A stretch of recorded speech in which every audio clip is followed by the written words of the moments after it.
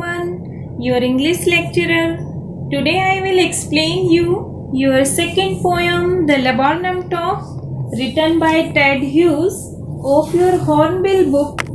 It is a different kind of poem और इसके title को देखकर ये आपको थोड़ी सी डिफ़िकल्ट लग सकती है क्योंकि लेबोर्नम आपके लिए एक नया वर्ड है, लेकिन जब आपको इसका मीनिंग पता चलेगा तो ये आपको बहुत ही कॉमन लगेगा। तो लेबोर्नम क्या होता है? लेबोर्नम एक ट्री का नाम है जो आपने बाहर अपनी सराउंडिंग में अपने चारों तरफ ज़रूर देखा होगा और इसको आप वीडियो में देख के आसानी से पहचान सकते हैं। इस पेड़ के ऊपर ब्राइट येलो कलर के फ्लावर्स लगते हैं जो बहुत ही सुंदर लगते हैं। इस पेड़ को हिंदी में अमलतास का पेड़ कहते हैं।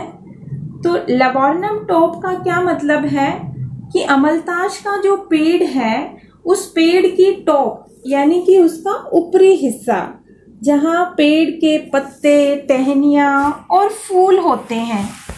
तो चलिए शुरू करते हैं ये पोयम द लेबोर्नम टॉप। सबसे पहले मैं आपको इसके वर्ड मीनिंग्स बताऊंगी, फिर इसको हिंदी में एक्सप्लेन करूंगी और उसके बाद इसकी पोएटिक डिवाइसेस बताऊंगी और फिर करेंगे इसकी कॉम्प्रीहेंशन और फिर उसकी समरी मीन्स कंप्लीट पोयम आपको इसी वीडियो में मिल जाएगी। लेकिन उसके लिए आपको वीडियो को एंड तक देखना होगा। इसकी और कोई भी एक्सप्लेनेशन या कोई क्वेश्चंस या समरी या कॉम्प्रीहेंशन देखने के लिए आपको कोई और बुक या कोई और वीडियो नहीं देखनी पड़ेगी। आइए देखते हैं इसका फर्स्ट स्टैंजा।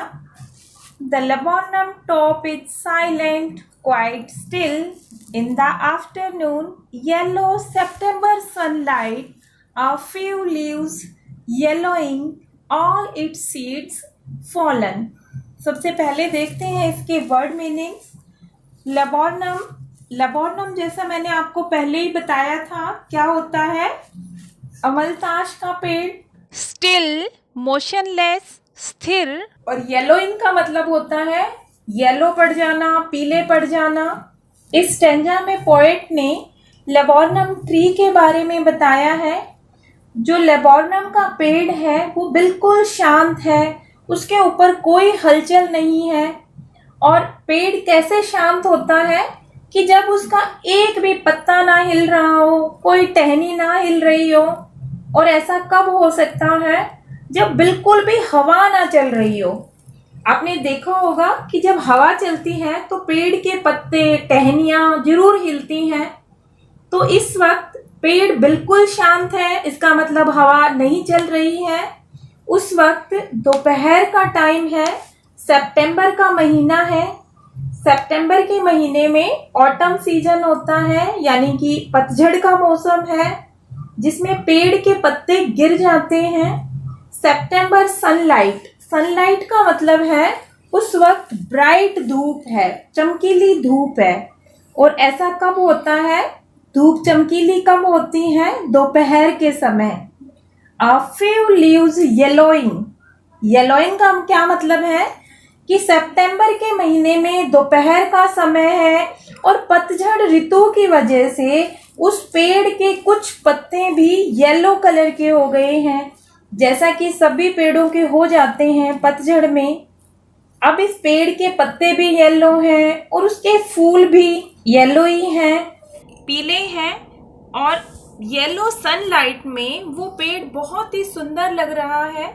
पतझड़ में उस पेड़ के ऊपर फूलों के साथ जो सीड्स लगे हुए थे, बीज लगे हुए थे, वो भी झड़ गए हैं और झड़ के नीचे जमीन पे गिर गए हैं। तो देखते हैं next stanza. Till the goldfinch comes with a twitching chirp, a suddenness, a startlement at a branch end, then sleek as a lizard and alert and abrupt, she enters the thickness and a machine starts up of chitterings and tremor of wings and trailings, the whole tree trembles and thrills। पहले देखते हैं इसके word meanings. Goldfinch, a small singing bird with yellow feathers on its wings. Twitching, short and sudden sound, झटके के साथ. Chirp, short high pitch sound, चींची की आवाज. Suddenness, अचानक. Startlement, हैरान करना. Sleek, smooth, shiny, चिकनी. Alert, active. सचेत, एब्रप्ट, सडनली, अचानक. Chittering, sound of a bird, चींची की आवाज. ट्रेमोर, शेकिंग, हिलना. Trilling, fluttering, sound of a bird, पक्षी के गाने की आवाज. यहाँ इस लाइन में क्या कहा है कि टिल द गोल्डफिंच कम्स. तो यहाँ जो वो लेबोर्नम का पेड़ है जो अब तक शांत था, जब तक कि एक गोल्डफिंच यानी कि सुनहरी चिड़िया बहुत ही तीखी और अचानक झटके के साथ अपनी आवाज़ में ची ची करती हुई नहीं आती है. उसकी जो वो आवाज़ है वो सबको चौंका देती है, क्योंकि अब तक वहाँ बिल्कुल शांति थी और एकदम से जब उसकी आवाज़ वहाँ गूंजी तो वहाँ वो आवाज़ चौंका देने वाली थी, स्टार्टल कर देने वाली थी, हैरान कर देने वाली थी. और वो आकर उस पेड़ के ब्रांच, टहनी के एंड, सिरे पर, बिल्कुल किनारे पर आकर बैठ जाती है. देन स्लीक एज लिजर्ड, और फिर एक लिजर्ड छिपकली की तरह से स्मूथ एंड शाइनी, चिकनी सी, बहुत ही अलर्ट, चौकन्ना होकर बहुत ही सावधानी से, जहाँ पेड़ की टहनियाँ काफ़ी गहरी हैं, थिक हैं, वहाँ प्रवेश करती है, वहाँ आ जाती है अपने घोंसले में जहाँ उसके बच्चे हैं. आपने देखा होगा कि पक्षी अपना घोंसला गहरे पत्तों और टहनियों में ही बनाते हैं जहाँ वो सेफ रहें. और जैसे ही वो वहाँ एंटर करती है, अ मशीन स्टार्ट्स अप. तो ऐसा लगता है जैसे कि कोई मशीन स्टार्ट हो गई है, चल पड़ी है. मशीन यानी कि उसके बच्चे उसको देखकर चूं चूं की आवाज़ करने लगते हैं, अपने पंखों को फड़फड़ाने लगते हैं, खुशी से गाने लगते हैं. यानी कि गोल्डफिंच के आने से उसके बच्चे बहुत खुश होते हैं और वो पेड़ जो अब तक बिल्कुल शांत था वो भी उसके आने से खुशी से थर्राने लगता है, जैसे कि नाच रहा हो. यानी वह शांत पेड़ भी एक्टिव हो जाता है. It is the engine of our family. इस लाइन में पोएट क्या कहते हैं कि वो जो गोल्डफिंच है वो उसकी फैमिली का इंजन है. जैसे कि इंजन के बिना कोई भी मशीन नहीं चल सकती है, उसी तरह से उसके भी परिवार की जो मशीन है वो उसके बिना बिल्कुल शांत थी, वो अब एक्टिव हो गई है, उसमें जान आ गई है. She stalks it full, then flirts out to a branch and showing her barred face identity mask. Stalks means fills, भर देना, खिला देना. Flirts, suddenly come out, अचानक बाहर आ जाना. Barred means बार्ड जो गोल्डफिंच के चेहरे पे काले रंग की धारी होती हैं, जो उसका आइडेंटिटी मास्क होती हैं, उसकी पहचान होती हैं. क्योंकि वैसे तो जो गोल्डफिंच होती है वो येलो कलर की होती है, लेकिन जो उसके चेहरे पे ब्लैक कलर की जो धारियाँ होती हैं उसी से पता चलता है कि वो गोल्डफिंच है. तो अब वो गोल्डफिंच अपने घोंसले में आ जाती है, वो अपने बच्चों को आराम से खाना खिलाती है और जब उनको पेट भर के खिला देती है तो फिर से अचानक से बाहर आ जाती है टहनी के सिरे तक, और वो फिर अपने बच्चों को अपना धारीदार चेहरा दिखाती है जो उसकी पहचान है. क्योंकि वैसे तो मैंने आपको बताया था कि गोल्डफिंच येलो कलर की होती है, लेकिन उसके चेहरे पे काले रंग की जो धारियाँ होती हैं उससे उसको पहचाना जा सकता है, उसी से उसके बच्चे उसको पहचान सकते हैं. यहाँ ये लाइंस आजकल की वर्किंग मदर्स और न्यूक्लियर फैमिलीज की तरफ भी इशारा करती हैं कि आजकल मदर्स को भी बाहर जाकर काम करना पड़ता है और हम सब आजकल न्यूक्लियर फैमिलीज में रहते हैं जहां मम्मी पापा और सिर्फ बच्चे ही होते हैं। तो मम्मी पापा के बाहर जाने के बाद बच्चे अकेले हो जाते हैं, तो माँ को उनकी सिक्योरिटी और नीड्स, ज़रूरतों का भी पूरा ध्यान रहता है।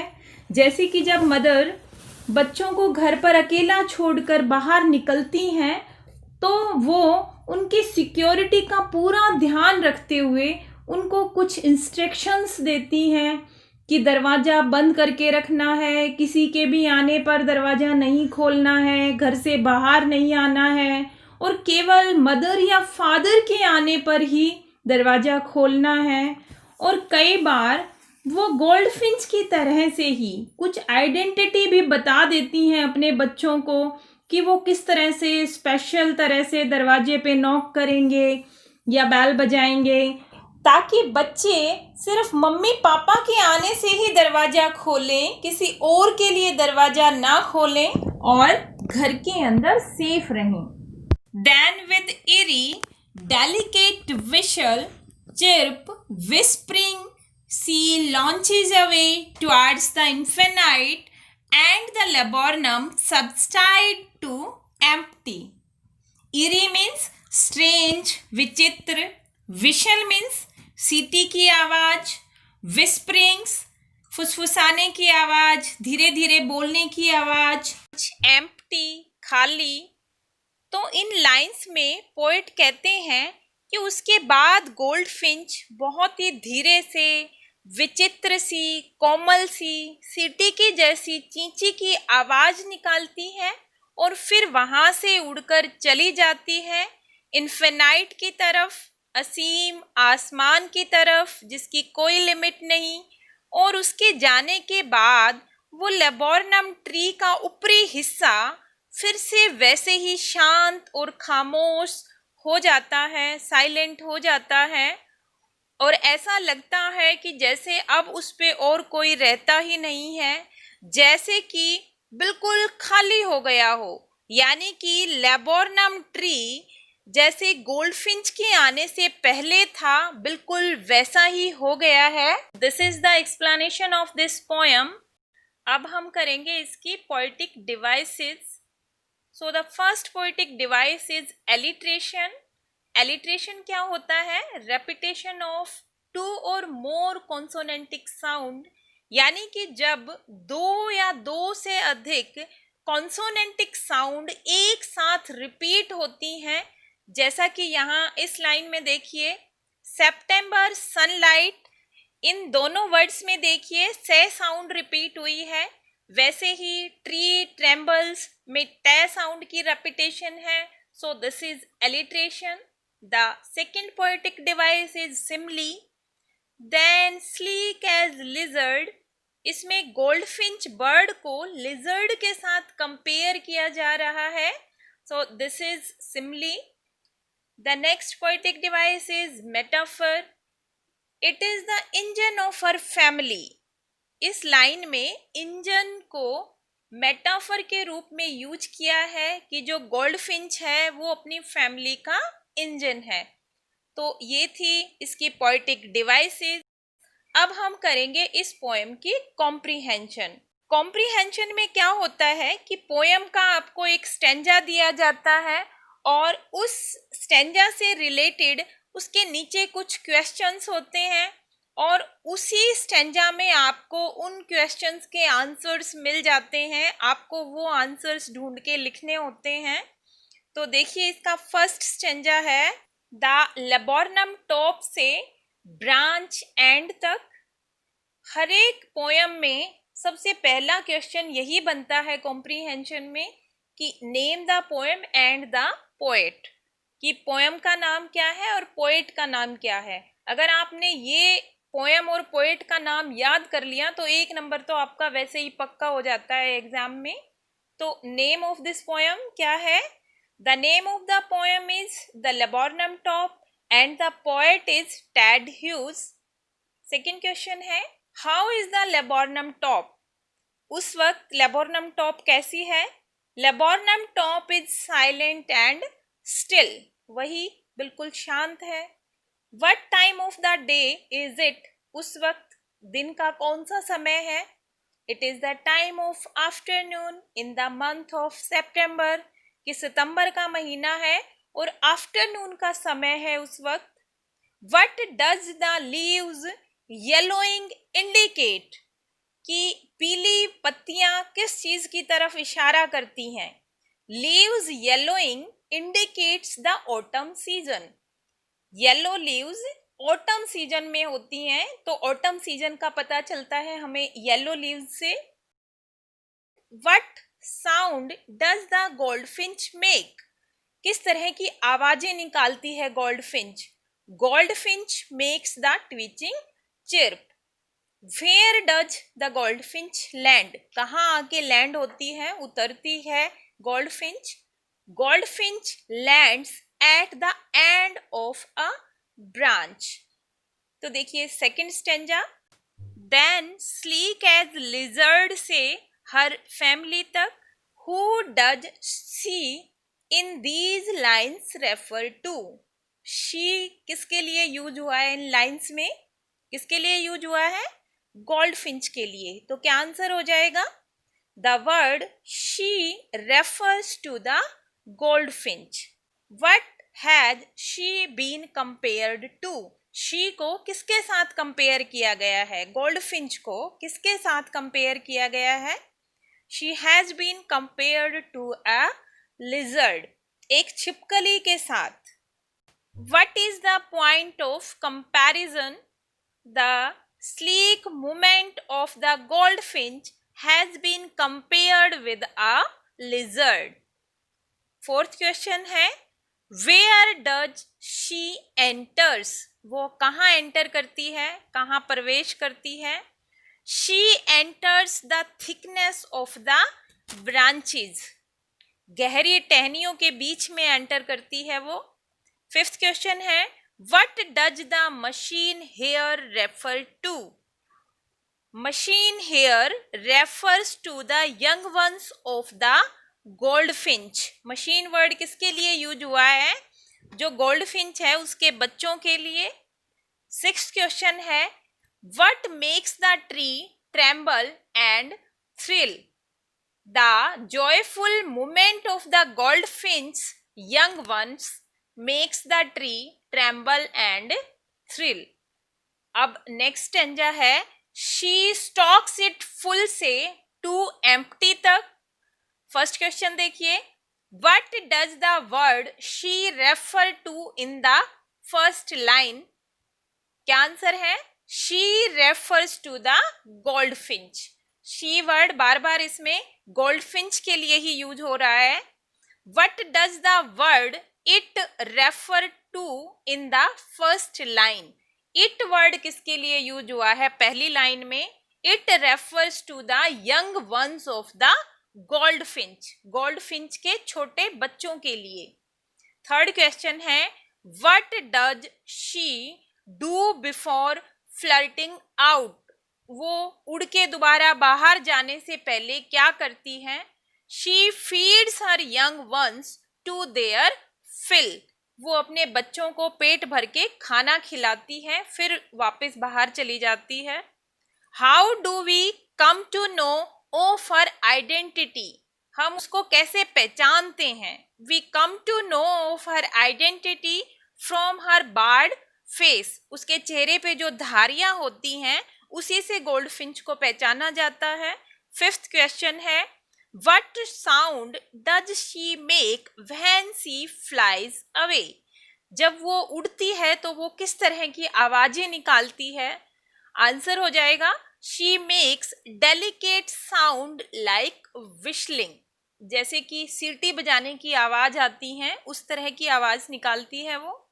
सिक्स्थ क्वेश्चन है, How does the laburnum look after she has flown away? जब गोल्डफिंच वापस उस पेड़ से उड़कर चली जाती है तो उसके बाद लेबोरनम की जो टॉप है वो कैसी दिखाई देती है? The laburnum top become silent and empty after she has flown away. Laburnum की टॉप गोल्डफिंच के जाने के बाद फिर से वैसी ही शांत और खाली हो जाती है। तो ये थी इस पोएम की कॉम्प्रीहेंशन। अब हम करेंगे इसकी समरी। तो समरी में भी आपको पहले वही लिखना होता है, name the poem and the poet, जो आपने कॉम्प्रीहेंशन में लर्न किया था। The poem the laburnum top is written by Ted Hughes. In this poem, the poet creates a beautiful picture of an autumn afternoon. The laburnum top is still and silent in the afternoon. The leaves of the tree are yellowing, which shows that it is an autumn season. The seeds of the tree has fallen on the ground. A goldfinch comes chirping and lands suddenly at the end of a branch of the tree. Then, with the alertness as a lizard, she enters the thickness of the branches.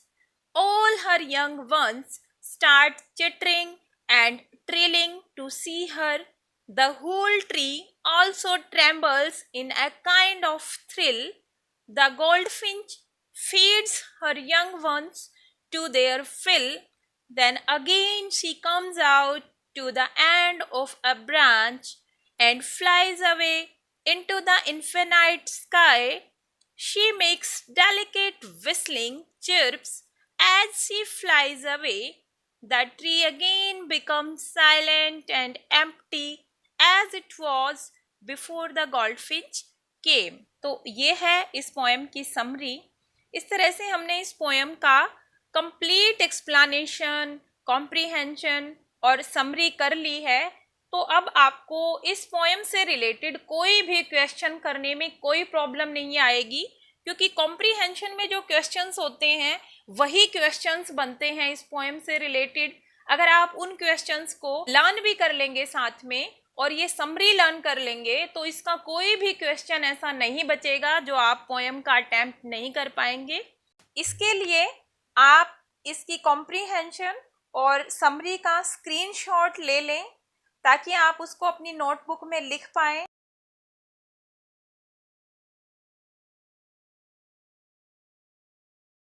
और एक जो गलती बच्चे करते हैं कि आप सारा कुछ लर्न करते हैं, सिर्फ वर्ड मीनिंग्स लर्न नहीं करते।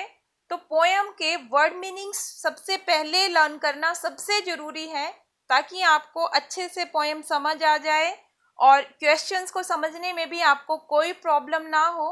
तो सबसे पहले इसके आप वर्ड मीनिंग्स भी नोट करके अपनी नोटबुक में उनको भी लर्न कर लेना, तभी आप अच्छे से अपने क्वेश्चंस को समझ पाएंगे और उनको आंसर कर पाएंगे। इसी तरह की और एजुकेशनल वीडियोस के लिए आप मेरे चैनल पीवी मल्टीपल लर्निंग को सब्सक्राइब करें और बेल आइकन को भी प्रेस करें ताकि आपके पास जैसे ही कोई मेरी नई वीडियो आए उसकी नोटिफिकेशन आ जाए और आप सबसे पहले वीडियो को देख पाएं।